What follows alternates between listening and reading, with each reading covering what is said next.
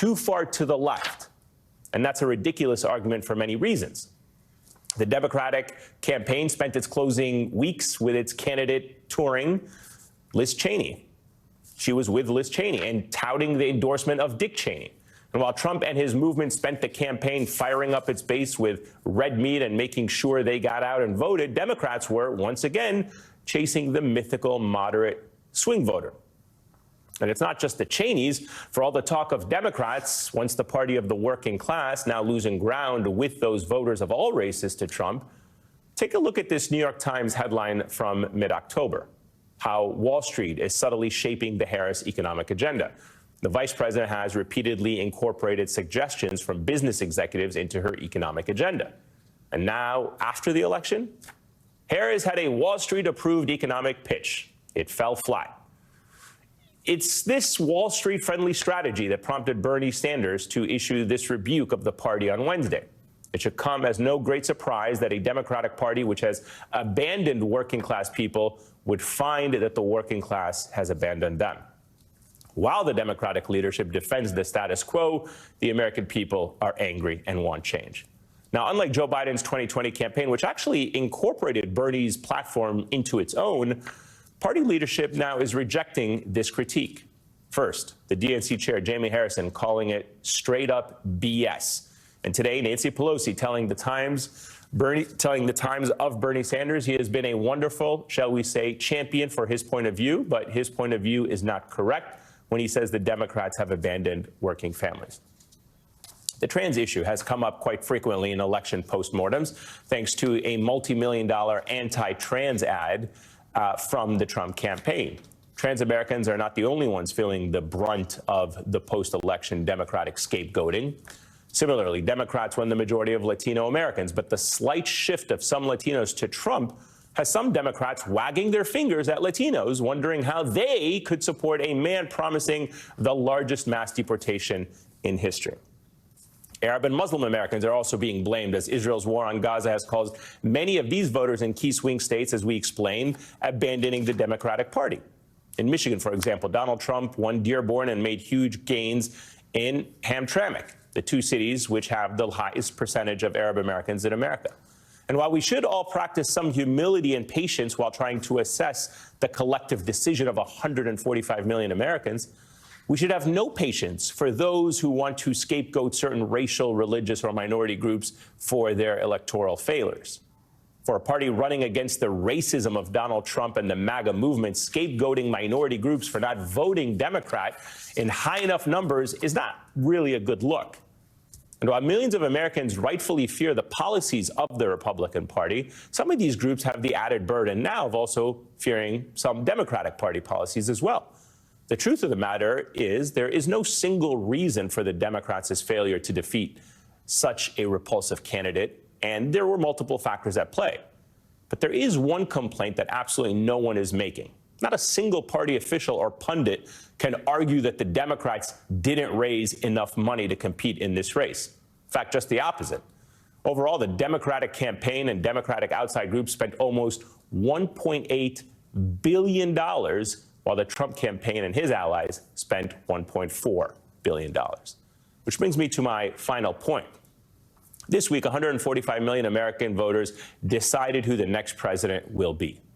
But they did so in a political system, an economic system, and an information ecosystem that is dominated by a few wealthy individuals, powerful corporations, and those capable of writing $100 million worth of checks to their favorite candidates. The events of this past few weeks, including the actions of people like Elon Musk and Jeff Bezos, have helped demonstrate that. Donald Trump is a massive and unique threat to the freedom and rights of Americans, and his victory is a major setback for our society. But there are forces larger than him that preceded his first term in office, propped him up, and will live on post-Trump: American oligarchy.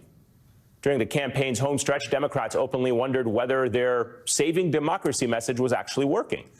One reason why it may not have worked is this: with the obscene amount of power so few individuals have over our lives and our political system, what democracy were Americans being asked to actually save?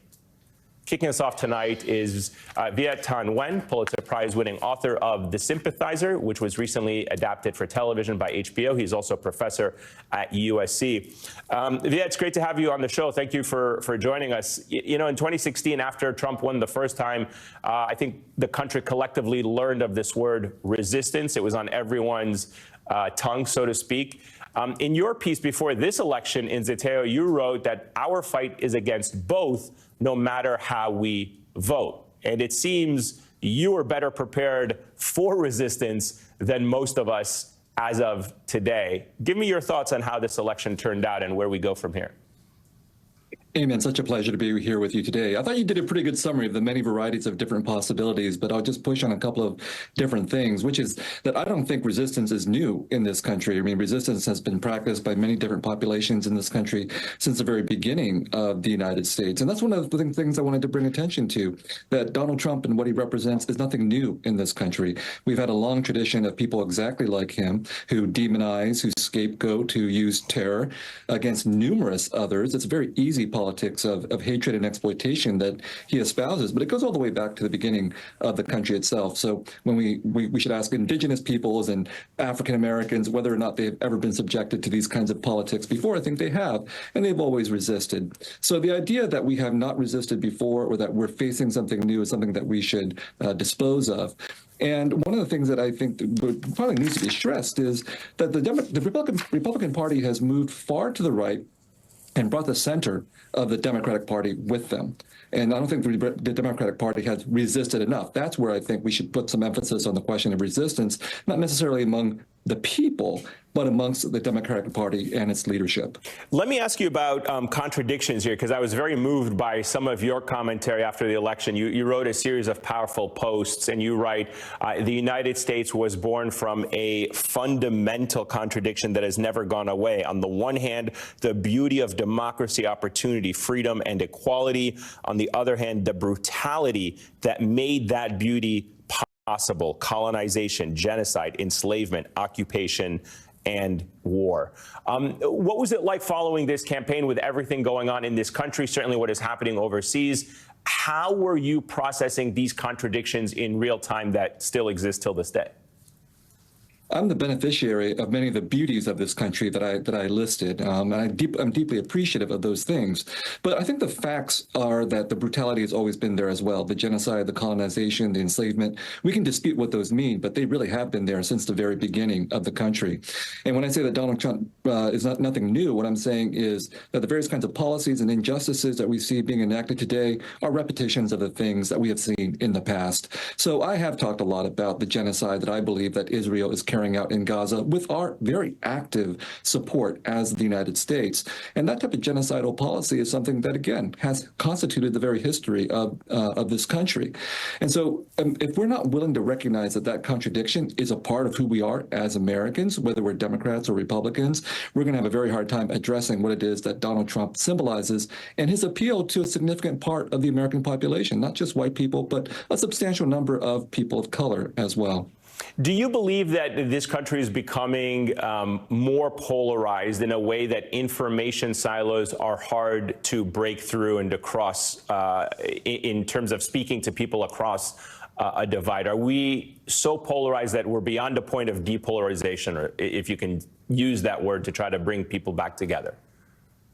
I think the polarization is pretty intense. Now, I think that we should continue to make good faith efforts at having dialogue and conversation, and certainly the centrist part of the Democratic Party, from Barack Obama to Joe Biden and Kamala Harris, have sought to do that. But the relative ineffectiveness of those efforts at dialogue need to be recognized. And one of the things that I think Donald Trump and the right wing of the Republican Party has done very well is not to actually engage in dialogue. They've staked out their political position very clearly. They have moved things to the right. The Democratic Party has not been able to as effectively articulate a more full-throated politics of solidarity, not just in terms of the many kinds of identity issues that you brought up and the many different kinds of diverse populations that we have, but also a full-throated defense of the economic interests of the American people, from the poor to the working class to the precarious middle class, who, no matter whether or not they're getting certain kinds of economic benefits, feel that they're losing in today's environment. I don't think the Democratic Party's leadership has been as appealing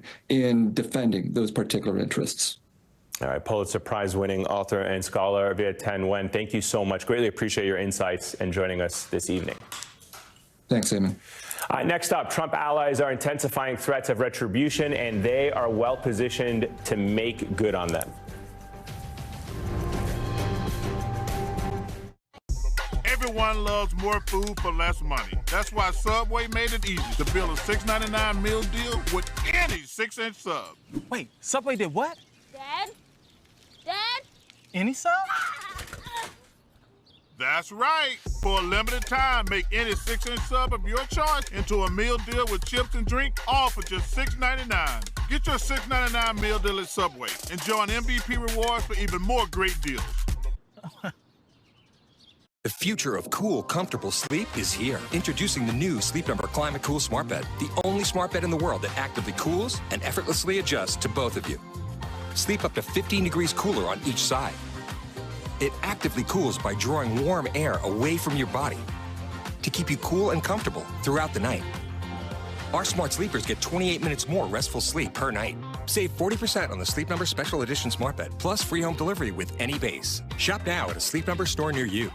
Subscribe to MSNBC Premium on Apple Podcasts. Get early access and ad-free listening to Rachel Maddow's chart-topping series, bonus content, and new episodes of MSNBC original podcasts and your favorite MSNBC shows ad-free. Subscribe on Apple Podcasts.